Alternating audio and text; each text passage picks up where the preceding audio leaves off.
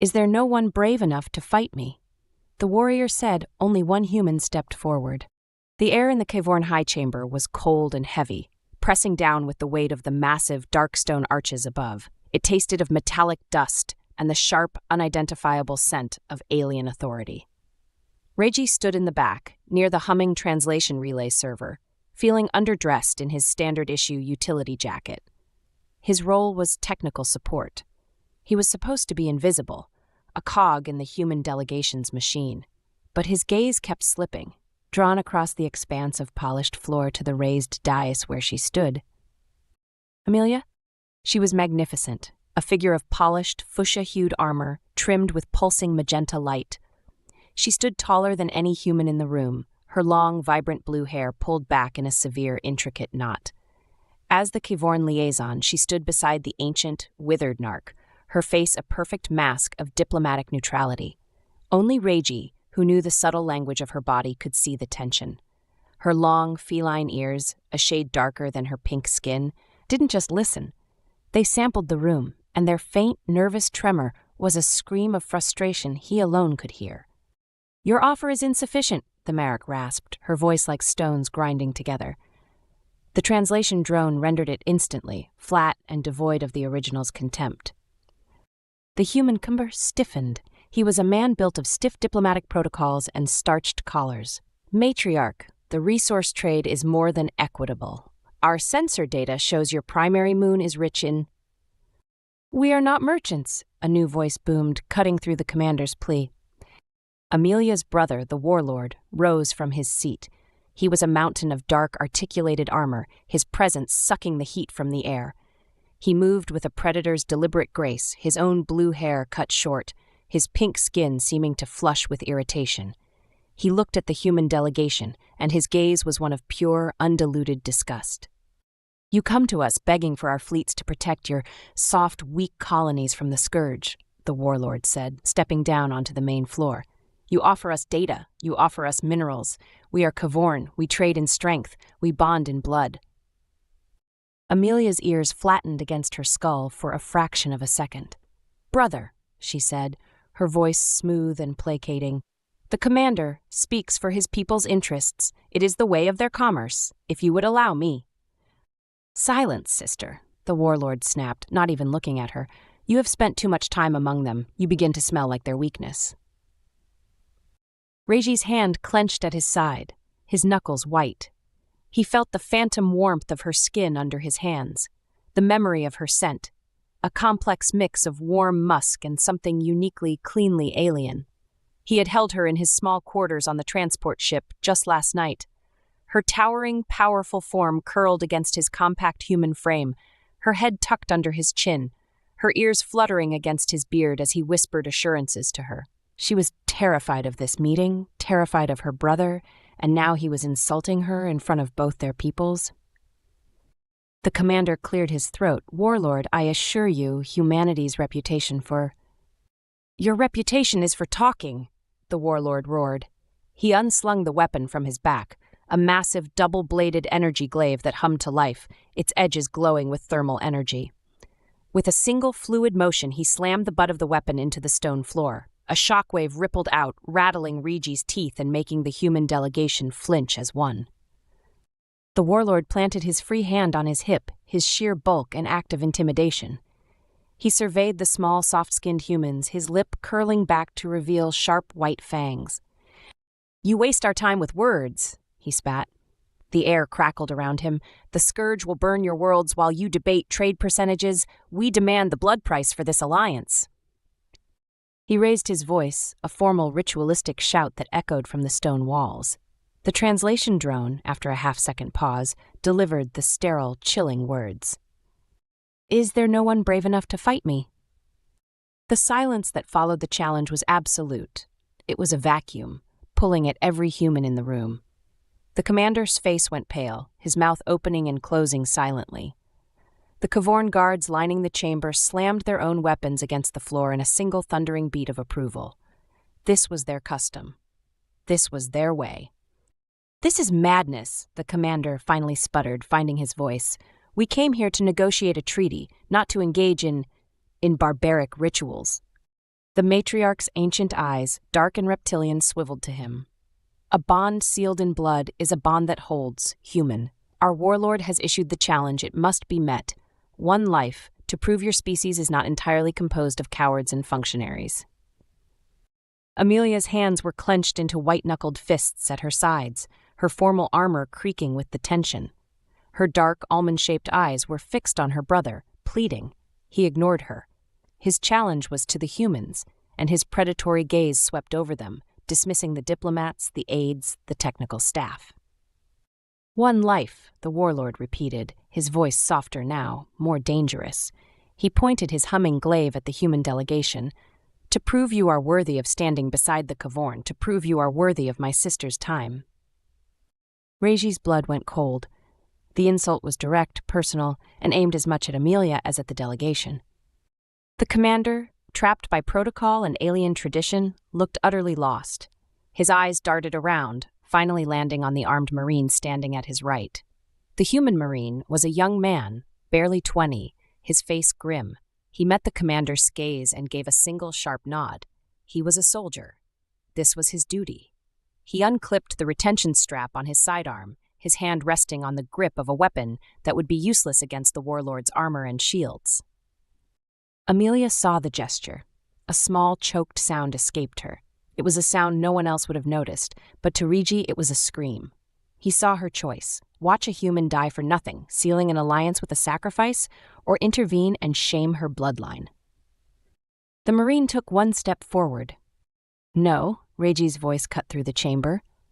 It wasn't loud, but it was clear and absolute. Every head, human and Cavorn, snapped toward him. He stepped out from the shadows of the tech support team, moving past the humming server racks and onto the polished stone floor. He was a man of average height, his dark hair and short beard a stark contrast to the clean-shaven diplomats. He wore no armor, no sanctioned weapon. His only visible equipment was the multi-tool clipped to his belt. He looked small, soft, and utterly insignificant against the backdrop of Cavorn power. The warlord let out a short, grating laugh. "And what is this? A servant?" "Regi, stand down," the commander hissed, his face mottling with red. "That is an order, technician." Regi ignored him. He kept his eyes fixed on the ancient matriarch on the dais. He walked to the center of the room, stopping 20 feet from the armored alien champion. He could feel the heat from the energized glaive on his face. He met the warlord's contemptuous gaze, then deliberately looked past him, addressing the true power in the room. "Matriarch," Regi said, his voice steady. "The warlord asked for one brave enough. He did not specify a soldier." He unclipped the multi-tool from his belt and held it up. It was a simple, heavy-duty piece of equipment, its housing scratched and worn. "I am a combat engineer. My purpose is to build, to maintain, and to solve problems. This challenge is a problem." He let his hand fall to his side, the tool heavy in his palm. "One life to seal the bond. I offer mine." Amelia's body went rigid, her dark eyes, wide with a terror that ripped through her diplomatic mask, locked on his. Her mouth was a hard line, but he could see the quiver in her jaw. She was watching the man she loved walk to his own execution. The matriarch considered him for a long, heavy moment, her withered head tilted. "The technician has courage. Very well. The challenge is accepted. You will be given one cycle for preparations." She struck a small, resonant gong at her side. "The blood price will be paid." Guards seized Regi's arms. He didn't resist. He was half-dragged from the high chamber, the commander shouting his name, the protests dying as the heavy doors boomed shut. He was thrown into a cold stone antechamber, the kind used for storing cleansing incense, or perhaps sacrificial animals. The door hissed closed, leaving him in the dim, ambient light. He was alone. He let out a breath he didn't realize he was holding, his body finally starting to shake. The adrenaline was a cold fire in his veins. He wasn't a soldier, not a frontline fighter. He was a man who understood systems. And he had just pledged his life against a system of violence he couldn't possibly comprehend. He walked to a stone bench and laid out his weapons, the plasma multi-tool, heavy in his hand. He checked the energy cell. It was at 94%. Good. From his jacket's inner pocket, he pulled a thin 10-foot length of high-tensile wire coiled tightly. From his boot, he retrieved a small, dense backup energy cell, no bigger than his thumb. It was a pathetic arsenal. The door hissed open. Amelia entered, a blur of blue hair and pink armor. The door shut behind her, plunging the room into shadow, lit only by the magenta glow of her suit. She wasn't a diplomat now. She was a terrified woman. "You cannot," she whispered, her voice rough. She crossed the room in 2 long strides, her height forcing him to look up. "You cannot. He will kill you, Reiji. This is not a game. This is not a human duel. He will tear you apart." "He asked for a life," Reiji said, his voice quiet. He reached up, his calloused human hand tracing the sharp, beautiful line of her jaw. Her skin was warm, smooth. "If I let that Marine die, what kind of alliance is that? Built on the sacrifice of a child who was just following orders?" "This is not your sacrifice to make," she hissed, her hands grabbing the front of his jacket, her superior strength easily rattling him. Her fangs were slightly extended, a sign of her distress. "He is my brother. This is my shame. And you are."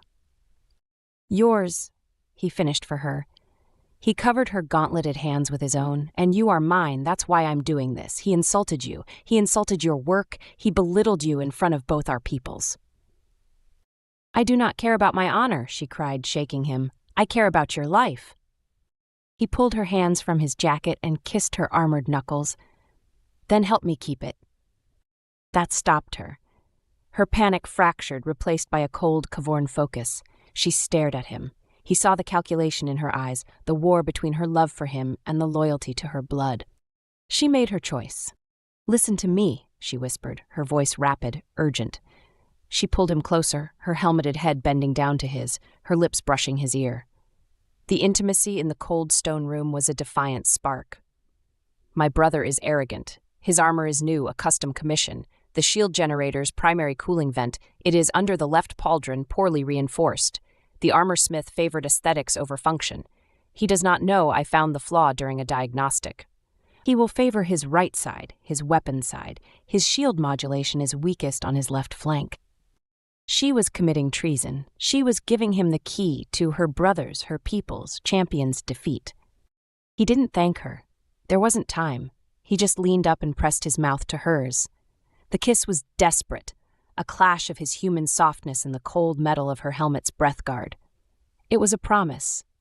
She clung to him for 1 second, her massive, powerful arms wrapping around his back, lifting him slightly off his feet, crushing him to her. "I will not watch you die," she murmured against his mouth. "You won't," he said. "You'll watch me solve a problem." The door hissed open. 2 of her brother's guards stood there. "Lady Amelia, the warlord demands your presence on the dais." She tore herself from him, her composure snapping back into place like a shield. She was the Cavorn liaison once more, all cold grace and authority. But as she turned, her dark, unhuman eyes met his, and he saw the raw, terrifying love glittering there. She was taken from the room. Reiji turned back to his bench. He picked up the multi-tool. The problem was no longer insurmountable. It just had a very specific, very small solution. The high chamber had been transformed. The delegates and Cavorn courtiers had been moved to observation balconies ringing the upper level. The great stone floor was now an arena, stark and empty. A low-frequency hum vibrated through Reiji's boots, a containment field to keep the fight centered. He walked to the middle of the floor, feeling 1,000 eyes on him, alien and human. He wore only his dark utility trousers and a thin black athletic shirt. He held the multi-tool in his right hand, the coil of wire in his left. He saw the commander on the human balcony, his face pale and furious. He had disobeyed a direct order, shamed the delegation. Then Reiji's gaze found Amelia. She was standing beside the matriarch, as protocol demanded, a statue of armored perfection. Her hands were clasped before her, but he could see her thumb stroking the back of her other hand, a rapid, frantic rhythm. The great doors at the far end of the chamber opened with a groan. The warlord entered. He was a mountain of polished, dark gray metal, his armor plates overlapping like the carapace of some enormous, deadly insect. The magenta lights on his suit pulsed with contained power. He still carried the energy glaive, but it was currently deactivated and slung on his back. He didn't think he would need it. He stalked onto the floor, his armored boots striking the stone with heavy, confident thuds. The size difference was horrifying. The warlord stood at least 9 feet tall, and his armor added another foot of height and 1,000 pounds of mass. Reggie was a mouse looking at a bioengineered cat. The matriarch's voice echoed, amplified by the room's acoustics. "The blood price is set. The bond will be sealed. Let the trial begin." The warlord laughed, a deep, grating sound that the translation drones didn't bother to interpret.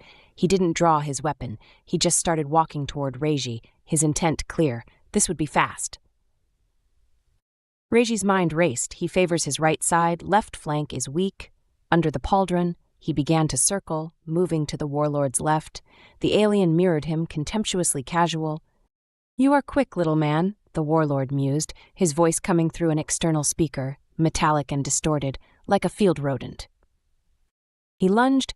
It wasn't a charge. It was a localized explosion of speed. Reggie had milliseconds to react. He dove sideways, tucking and rolling. He felt a rush of displaced air so powerful it buffeted him, and the clang of the warlord's gauntlet striking the stone where he had been. The floor cracked under the impact. Reggie scrambled to his feet, his heart hammering against his ribs. The alien hadn't even grunted. He just turned, slowly, a flicker of annoyance in his posture. "Run, then," the warlord said. "It will only delay." Reggie didn't wait. He ran, not away, but at the warlord's left side. The alien, surprised by the aggressive move, swiped at him. Not a punch, a simple, dismissive backhand. Reggie saw it coming, but couldn't evade it. The armored gauntlet connected with his chest. It wasn't a solid blow, it was a glancing impact, but the sheer mass behind it was devastating. He felt his ribs splinter. He was lifted from his feet and hurled across the arena, slamming into the far wall with a sickening crunch. His head bounced off the stone, and the world dissolved into a bright white static. He collapsed to the floor, his lungs refusing to draw breath. The multi-tool had flown from his grasp, skittering to a stop 10 feet away. Through the ringing in his ears, he heard Amelia's voice, a sharp, choked cry, "No!" The sound cut through his pain. He gasped, a ragged, wet breath. He tasted copper. He pushed himself up onto one elbow, his vision tunneling. The warlord was stalking toward him, his movements slow, savoring the moment. "You see, sister," the warlord called out, his voice projecting to the entire chamber. "This is what they are. Brittle, soft, they break so easily." He reached Reggie, who was still trying to get his legs under him. The warlord's energized gauntlet snapped to life, the magenta glow intensifying. He reached down and struck Reggie's chest, an open-palmed slap. Reggie's shirt vaporized. The flesh beneath was instantly seared, the pain so intense it was almost a release. He screamed, a raw human sound. He was completely, hopelessly outmatched. Amelia was gripping the balcony railing, her body bent forward, her claws digging into the metal, leaving deep gouges. Her face was a mask of pure, primal agony. She was watching him be tortured to death. Reggie lay on the stone, his body a constellation of fresh, agonizing pain. The smell of his own burnt flesh filled his nostrils. He was trying to crawl, an instinctive, pathetic motion, trying to get to his multi-tool he could barely see. A massive, armored boot planted itself on the center of his back, pinning him to the floor. The weight was immense, driving the air from his lungs in a pained grunt. He was trapped.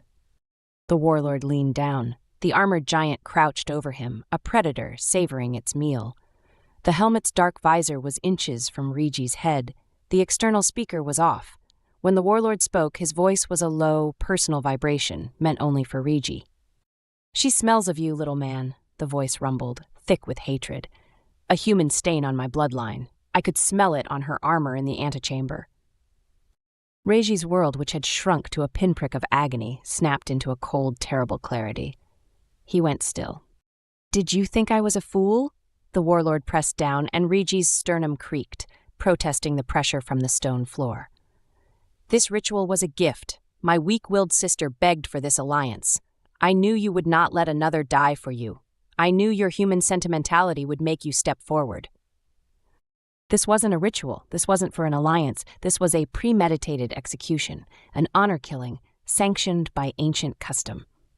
"When I am done with you," the warlord continued, his voice laced with a cold, proprietary venom, I will have her purified by the old rites. She will be stripped of her rank, cleansed in the hot springs, and rebonded to a proper warrior. She will thank me for cleansing your touch from her. She will forget you ever existed." The pain vanished. It was still there, a loud, screaming signal from his nerve endings, but his mind simply switched it off. It was irrelevant data. The shaking stopped, the fear evaporated. All that was left was a cold, quiet, human rage. It was the rage of an engineer who saw a problem that needed to be solved, permanently. He had been trying to survive. He had been trying to honor the ritual. He was wrong. Regi's eyes, which had been clouded with pain, sharpened. He stopped fighting the boot on his back and relaxed his muscles, letting his body go completely limp. The warlord, sensing the fight had gone out of him, chuckled. "Yes, it is over." He lifted his boot for the final, crushing stomp, the one that would cave in Regi's chest and end his life. In that single fluid instant of weightlessness, Regi moved. He didn't roll away, which the warlord would have expected. He didn't try to get to his feet. He exploded inward under the warlord's guard, scissoring his legs around the alien's ankle. He wrapped his arms around the massive armored shin, pressing his burned, broken body against the Cavorn's leg. The warlord stumbled, shocked by the cowardly move. He was too close to be struck, too close for the glaive to be drawn. "Get off me, filth!" he roared, his external speaker kicking back on. He tried to shake Regi off, but Regi held on with the desperate, focused strength of a man with nothing left to lose. While the warlord was off balance, Regi's hand shot out, his fingers finding the multi-tool on the floor. He had him. The warlord kicked, a furious, mule-like buck, trying to dislodge the human clinging to his leg. He was an apex warrior, trained for honorable combat at a distance, for blade work and shielded assaults. He was not prepared for this, for a small, broken creature to deliberately get under his guard, to fight like an infestation. "Die!" the warlord roared, bringing his other foot up to stomp Regi's hand. Regi rolled, tucking his hand to his chest. He took the stomp on his shoulder. He heard the bone crack, a dull, wet sound, and his left arm went numb. But his right hand was safe. His right hand held the tool.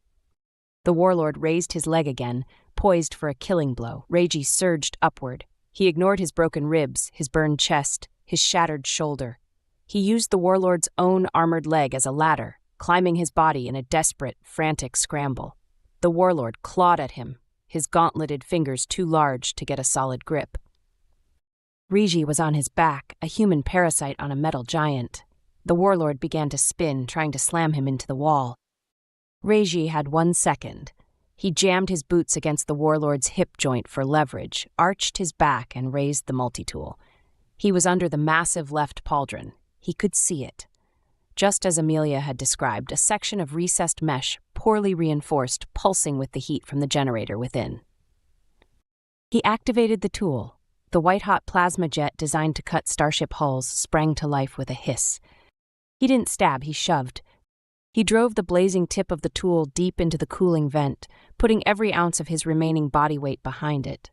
He held it there as the warlord screamed, a new sound, not of rage, but of agony and panic. The tool's jet met dense coolant pipes. They vaporized. The generator's containment field, starved of its cooling, began to overload. A feedback pulse, never intended by the designers, shot into the warlord's suit. The magenta lights on the armor flared, turning a blinding white, and then died. The suit's internal systems, the power assist, the shield, the vital monitors, all went dark. Smoke, acrid and black, poured from every joint. The warlord's left arm, its systems fried, went completely limp. The armor plating around the vent was seared black, the metal warped and glowing.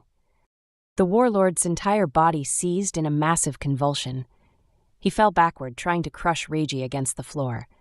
Regi threw himself clear at the last second, landing hard on his good arm. The high chamber was utterly silent. The delegates on the balcony were on their feet, staring in disbelief. The warlord lay on the ground, a fallen colossus. His armor was dark, inert. A heavy, wheezing sound came from his helmet speaker. He was alive, but his technology, his advantage, was gone. Regi pushed himself to his knees, his body screaming. He was slick with blood and sweat. He looked at the smoking, disabled alien. Then he looked up at the balcony, his green eyes finding Amelia's. She was staring at him, her hands pressed over her mouth, her dark eyes wide with a terrifying, savage hope. He wasn't done. The warlord's gauntlet fumbled with the emergency release on his helmet. With a hiss of depressurizing seals, he ripped it off and threw it to the ground. His face was a mask of contorted rage, his pink skin slick with sweat, his fangs bared. The feedback pulse had singed his blue hair.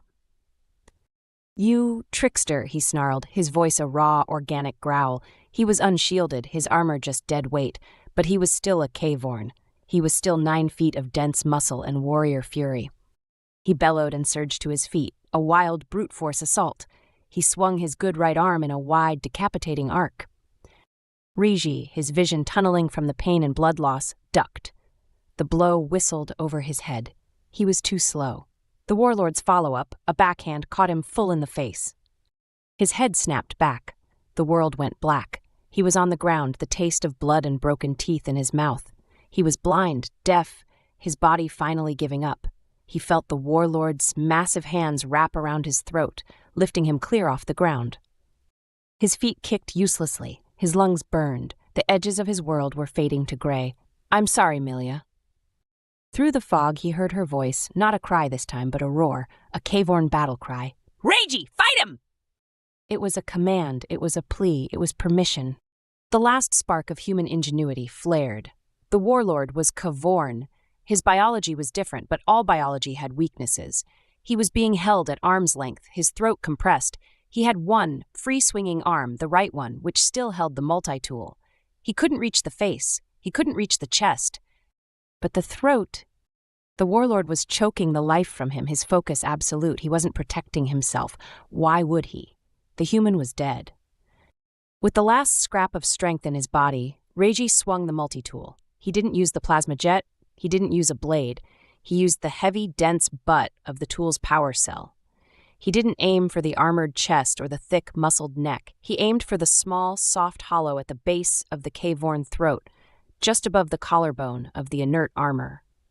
The hyoid, the larynx, a spot caveborn never armored because no species was fast enough to get past their reach. He struck it, a single, perfect, human-fast blow. It wasn't a powerful hit, it was just precise. The warlord's eyes went wide. He made a wet, gagging, choking sound. His hands, which had been crushing Rigi's trachea, flew to his own throat. He dropped Rigi, who collapsed to the stone floor in a heap. Rigi landed on his broken shoulder and screamed, the sound lost as he gasped for air, his own throat raw. The warlord was on his knees. He was stunned, suffocating, his airway crushed. He was trying to draw breath and couldn't. He looked at Rigi, his eyes wide with a new emotion. Fear. Ragi, his body a complete write-off, began to drag himself across the floor. He pulled himself up, using the warlord's own leg for support. He stood over the kneeling, choking alien giant. He was swaying, barely conscious, a mess of burns, blood, and broken bones. The arena was silent, save for the warlord's horrific gagging. This was the moment, the blood price. He could activate the plasma jet and end it. He could take the life. He looked up at the matriarch. She was watching him, her ancient face unreadable. He looked at Amelia. She was watching him, her entire body shaking, tears streaming down her face, washing clean streaks on her dusty cheeks. He made his choice. Rigi stood over his defeated opponent, his breath coming in ragged, painful gasps. The warlord was helpless, his body starved of oxygen, his hands feebly clutching his throat. He was a champion brought low, not by superior strength, but by applied physics and biological opportunism. Rigi lifted the multi-tool. The warlord flinched, his eyes squeezing shut, bracing for the killing blow. On the balcony, the commander looked away. Rigi reversed the tool in his grip. He didn't activate the plasma cutter. He flipped out the pry bar attachment, a simple, thick piece of titanium alloy. He looked at the warlord's right leg, the one that had kicked him, the one that had pinned him. He found the knee joint actuator, the complex, unarmored space where the suit's mechanisms mimicked the alien's biology. He jammed the pry bar into the joint. Then, with a grunt of savage effort, he twisted. There was a sound that was not organic and not mechanical, but a horrifying fusion of both. A wet snap of metal, a crunch of alien bone, and a sharp hiss of hydraulic fluid. The warlord's scream was a suffocated, high-pitched shriek. He collapsed onto his side, clutching his hopelessly broken leg. His armor was disabled, his weapon was lost, his body was broken. He was defeated, shamed, but alive. The air in the chamber was thick, electric. The Vorn guards were gripping their weapons, their posture a mix of shock and aggression. Had the human fulfilled the ritual, or had he defiled it? Riji let the multi-tool clatter to the stone floor. He was spent. His legs gave out, and he staggered, catching himself against the warlord's disabled bulk. He was covered in his own blood and the warlord's hydraulic fluid. He pushed himself away from the groaning alien and took 2 stumbling steps toward the dais. He was bleeding, burned, and barely standing, but his eyes were clear. He looked up at the ancient matriarch. "The blood price is paid." Reiji forced the words out through his swelling throat. His voice was a raw croak. He spat a glob of blood and broken teeth onto the stone. "But the life is not taken." He raised his good arm, his hand shaking, and pointed a bloody finger at the warlord. "His life is his shame is his." He then raised that same hand, open toward the matriarch herself. "Humanity offers strength," he said, his voice gaining a fraction of its power, "and we offer mercy. We can build and we can break. This alliance you will have no stronger friend and no more inventive enemy." He stood there, a testament to his own words, a broken, soft-skinned human who had just dismantled their greatest warrior in front of their entire court. The matriarch stared at him. The silence stretched, becoming unbearable. Reiji's vision was starting to go dark again. He locked his knees, refusing to fall. Finally, the matriarch lifted one withered, clawed hand. She struck the gong. The clear, resonant tone echoed through the chamber, a note of finality. "The blood price is accepted," her voice boomed. "The bond is sealed. The technician has cunning, he has heart strength. Let it be recorded. The alliance is granted." Reiji's knees finally buckled. He pitched forward, the world dissolving into blackness just as he heard Amelia scream his name. Consciousness returned in waves of soft chemical warmth. The agonizing sharpness of his injuries had been muted to a dull, distant throb. He smelled of antiseptic and a faint ionized tang that hinted of machinery and static. He was on a surface that was not a bed, but a reactive gel cushion that molded perfectly to his broken body. He forced his eyes open. The light was low. He was in a Kavorn medical bay, a room of sweeping, organic-looking consoles and holographic displays.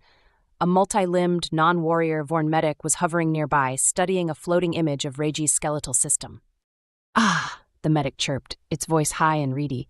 "It awakens, fascinating. 4 compound rib fractures, severe thermal trauma to the epidermis, fractured scapula, crushed hyoid.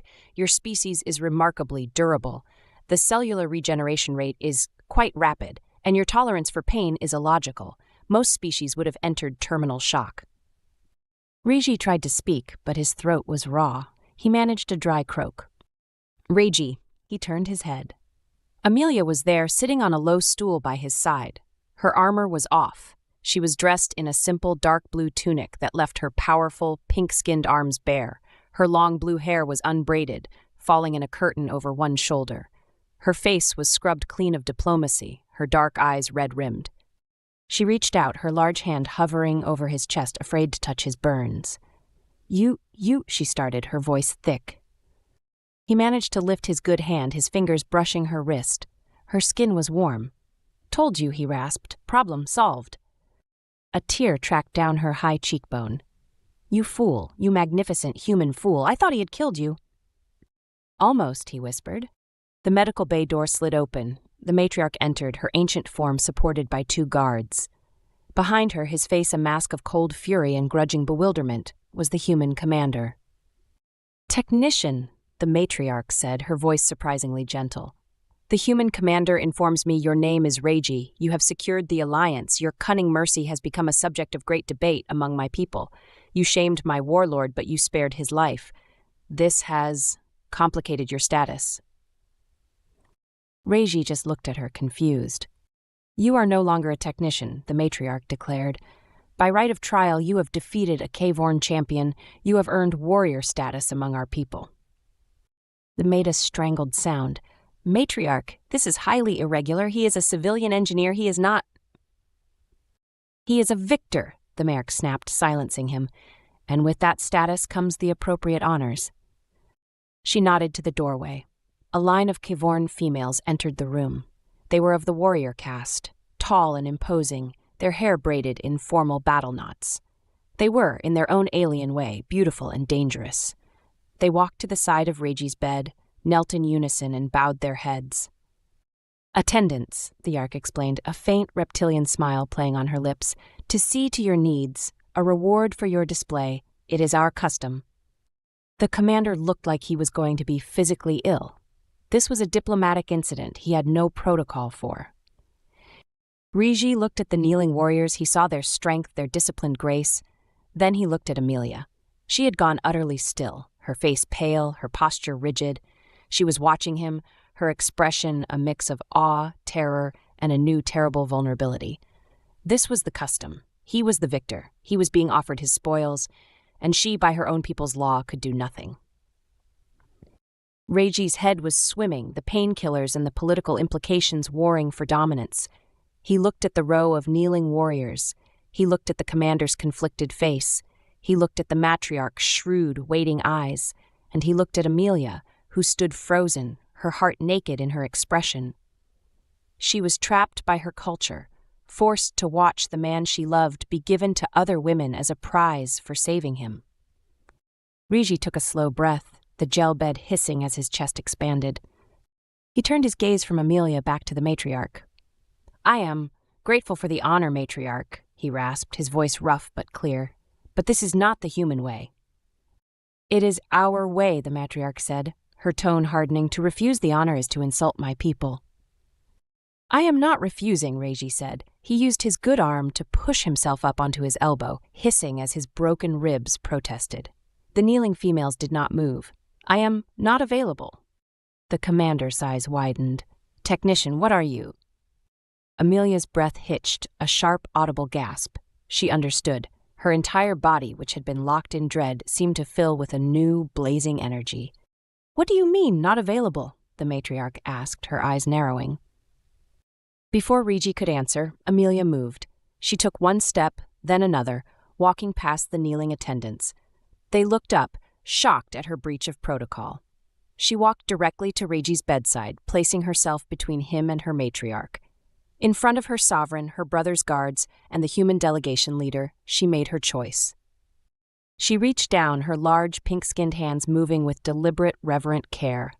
She placed them on either side of Regi's bearded face, her thumbs stroking his scarred jaw. She lowered her head. His eyes widened.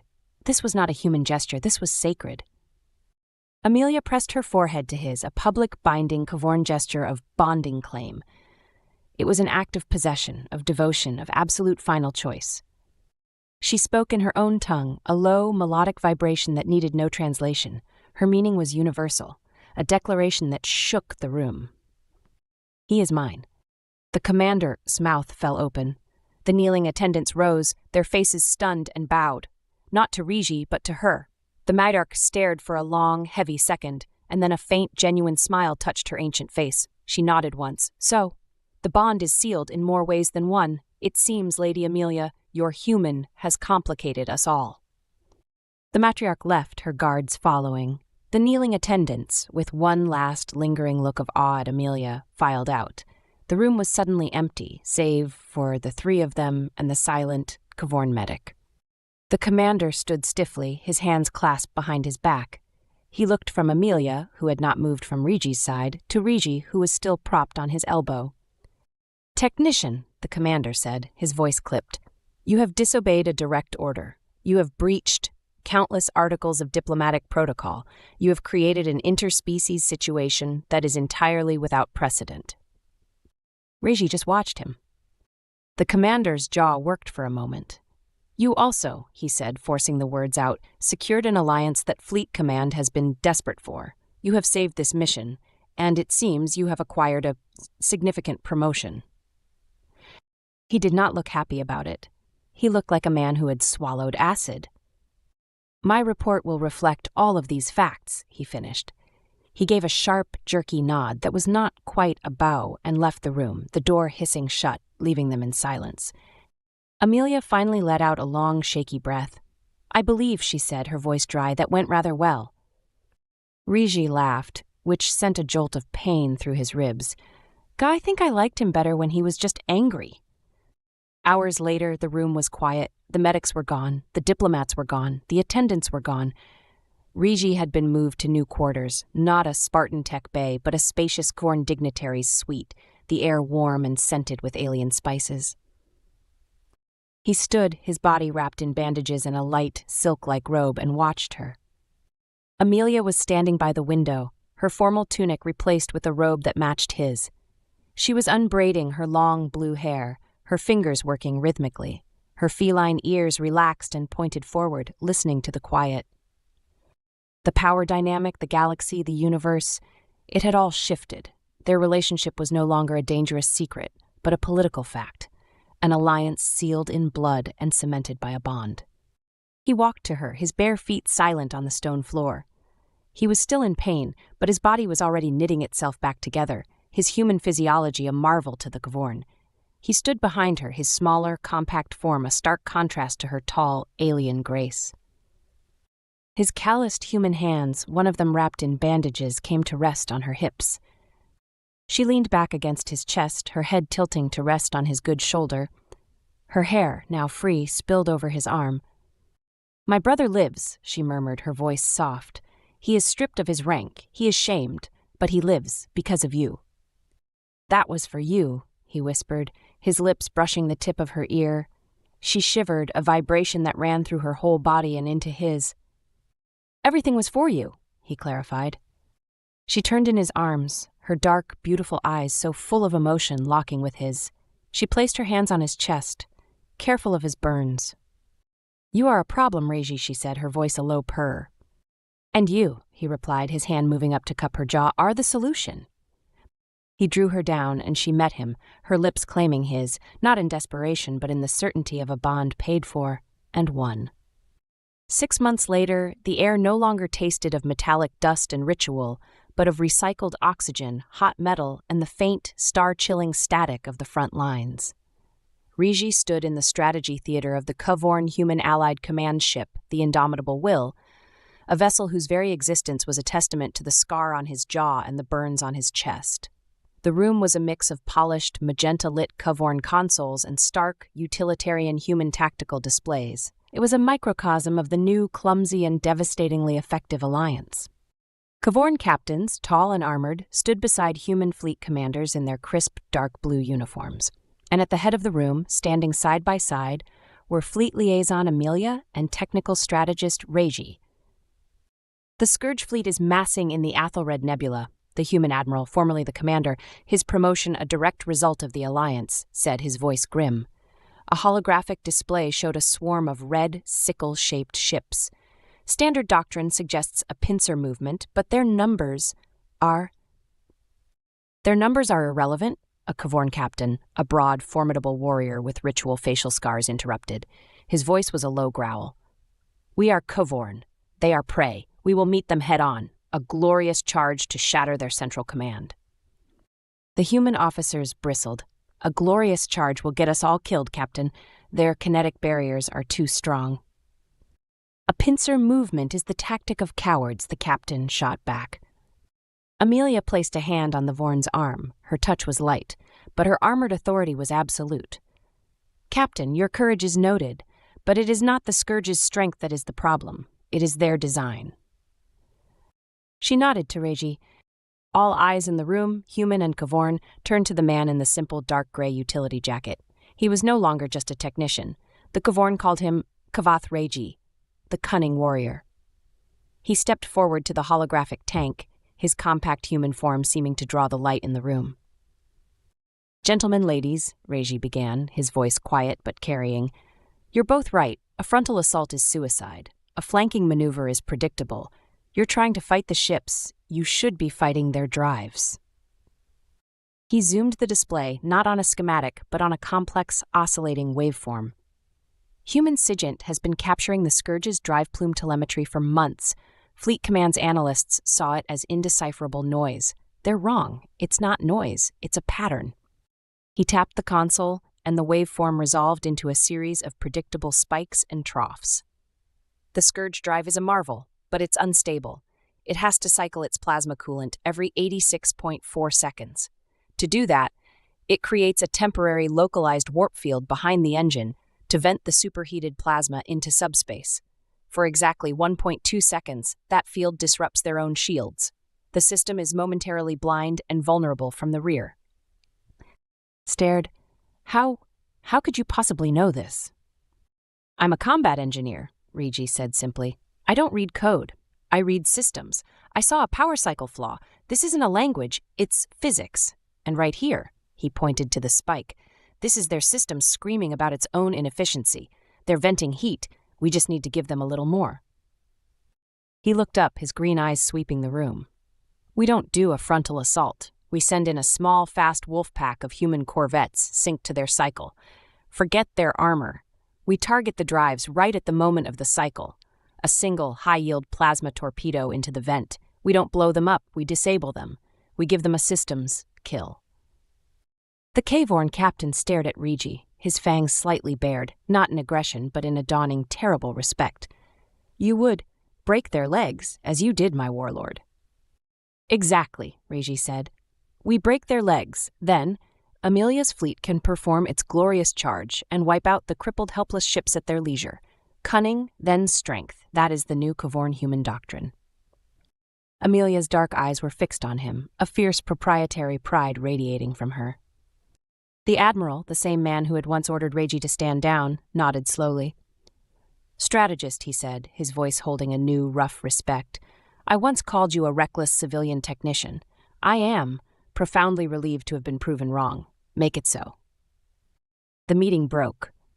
Officers, human and Cavorn, filed out, murmuring in a mix of stunned disbelief and new, energized purpose. As Regi was gathering his data slate, the young human Marine he had saved 6 months ago, now a battle-hardened sergeant, passed him. The Marine paused and rendered a crisp salute. Sir, he said, his voice holding no trace of irony. Damn good plan. Regi nodded. Stay safe out there, Sergeant. Because of you, sir, the Marine said, we all will. He left. Regi and Amelia were the last to exit the theater. As they stepped into the main corridor, a Cavorn warrior, one of her brother's former lieutenants, blocked their path. His armor was dark, his face set in a permanent scowl. Lady Amelia, the warrior rumbled, his eyes deliberately ignoring Regi. Lieutenant, Amelia replied, her voice cooling. You're bonded, the warrior spat the word. Fights with tricks and cowards' data. He has changed our way. He looked at Regi with open contempt. My warlord, your brother, languishes in exile on a salt moon. You shamed your blood for this.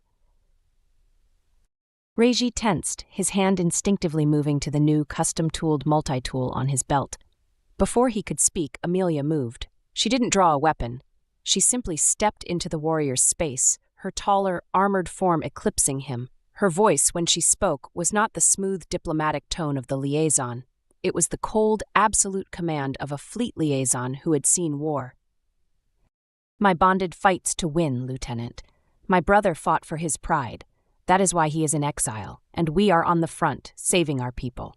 He fights with his mind, a weapon you have clearly left unsharpened. The warrior's ears flattened. You are dismissed, Amelia said. It was not a suggestion. Do not speak of my bloodline or my bonded again, or I will have you reassigned to a salt moon of your own. The lieutenant's eyes widened. He saw not the diplomat, but the blood of the matriarch in her gaze. He slammed his fist to his chest in a grudging salute and practically fled down the corridor. Regi let out a slow breath. He looked at Amelia, her back still rigid, her armored form vibrating with controlled fury. Well, he said, that was authoritative. Amelia's shoulders slumped. She turned to him, the tension draining from her, leaving only a deep weariness. Her feline ears drooped. I am tired of them. I am tired of their backward pride. I am tired of having to defend you.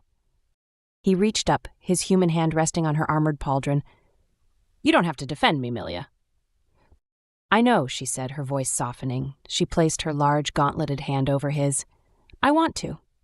Their shared quarters were a fusion of their two worlds. His engineering workstation, covered in schematics and alien tech components, sat opposite her gleaming, empty armor stand. Cavorn silks were draped over a human-standard sofa. It smelled of her, that warm musk, and of him, the faint, clean scent of machine oil and hot coffee. He entered first, shedding his jacket onto the sofa. Amelia followed, sealing the door behind them. The ship's engines thrummed, a low, constant vibration beneath their feet. She began the complex process of removing her armor, unclasping seals at her waist and shoulders. He came up behind her, his hands moving with practiced familiarity, helping her with the clasps on her back. "Your plan was good," she murmured as he lifted the heavy chest plate away. "The way you saw the cycling flaw, it was brilliant." "I'm an engineer," he replied, his voice muffled as he set the armor on its stand. "I see problems, that's all."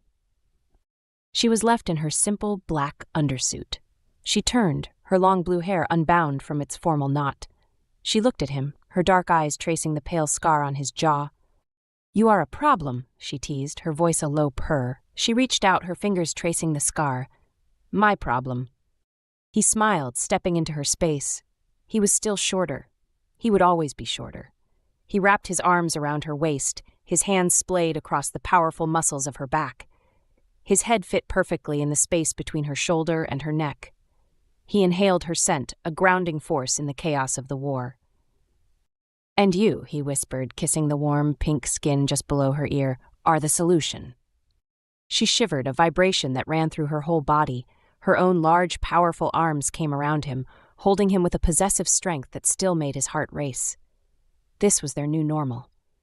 Not the frantic, desperate touches in cargo bays and hidden alcoves, but this, a deep, bone-weary comfort, the intimacy of two veterans who knew each other's scars. She pulled back just enough to look at him. "They still see you as a trickster, a soft human who won on a flaw." "Let them," he said. He lifted his hand, cupping her sharp, beautiful face. "It doesn't matter what they think. It matters what we build. And this alliance, it's working." "It is," she agreed. Her hand came up, covering his. "But the war is long, and she hesitated, her vulnerability a rare, precious thing. "I am weary of it. I am weary of being a warrior." Reggie's green eyes softened. This was the part of her no one else saw. The woman beneath the armor, the diplomat who had been forced into a warrior's role by her bloodline. "I know," he said. He guided her backward, step by step, until her legs hit the edge of their sleeping platform. She sat, her height still formidable. He stood between her knees, his hands on her shoulders. "No more hiding," he said, repeating his words from that first night. "Not from them, not from ourselves." His touch was confident, his calloused thumbs rubbing slow circles on her collarbones. "You are a warrior, Melia. It's in your blood. But you are not just a warrior." He knelt, bringing his eyes level with hers. He began to unlace the side of her black undersuit, his fingers brushing the warm, vibrant skin beneath. She watched him, her breath hitching, her dark eyes wide. She was so much stronger than him, capable of breaking him in half, and yet she trembled under his deliberate, gentle touch. "You are a diplomat," he whispered, his fingers tracing her ribs. "You are a strategist." His lips brushed her knee. "You are a leader." He tugged the lacing loose, and the suit parted, revealing the curve of her hip. He pressed a kiss there. "And you are mine." She let out a shaky breath, her hands coming down to tangle in his dark hair. "Reggie?" He looked up, his green eyes burning with a possessive human fire that had nothing to do with strength and everything to do with devotion. "Show me," he whispered, a command that was also a plea. "Show me the part of you that isn't a warrior. Show me Amelia." She let the suit fall,